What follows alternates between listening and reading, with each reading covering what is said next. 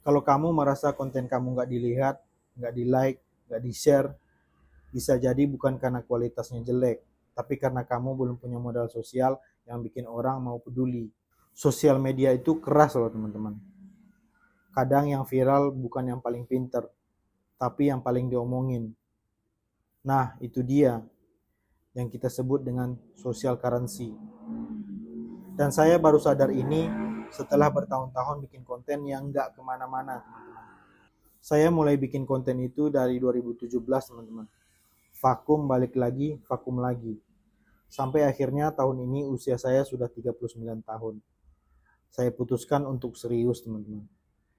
Saya suami, ayah, dan juga punya usaha laundry. Tapi saya pengen belajar dari nol. Gimana caranya bikin konten yang bisa bernilai buat orang lain. Dan ternyata belajar public speaking itu bukan cuma biar lancar ngomong, tapi biar saya bisa menyampaikan pesan dengan lebih bermakna.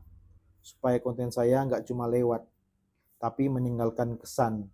Waktu saya mulai latihan public speaking, saya belajar satu hal penting. Orang mau dengerin kamu kalau kamu tahu apa yang mau kamu sampaikan. Dan kamu jadi diri sendiri saat menyampaikannya. Nah, dari situlah saya mulai pelan-pelan bangun personal branding. Saya bukan siapa-siapa, tapi saya real. Saya nggak ngajarin, tapi ngajak belajar bareng. Saya nggak punya gaya keren, tapi punya niat yang tulus. Dan ternyata itu cukup untuk bikin orang mulai percaya dan tertarik. Ternyata yang bikin kita diperhatikan itu bukan seberapa hebat kamera kita, teman-teman, tapi seberapa kuat kesan sosial kita di mata orang lain.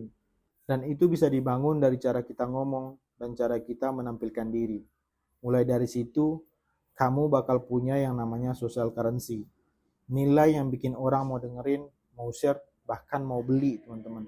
Jadi, kalau kamu juga pemula, ayah, suami, atau siapapun yang lagi mulai bikin konten, jangan fokus dulu ke viral.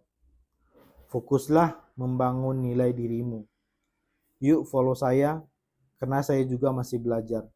Kita bangun social currency kita dari nol bareng-bareng, teman-teman.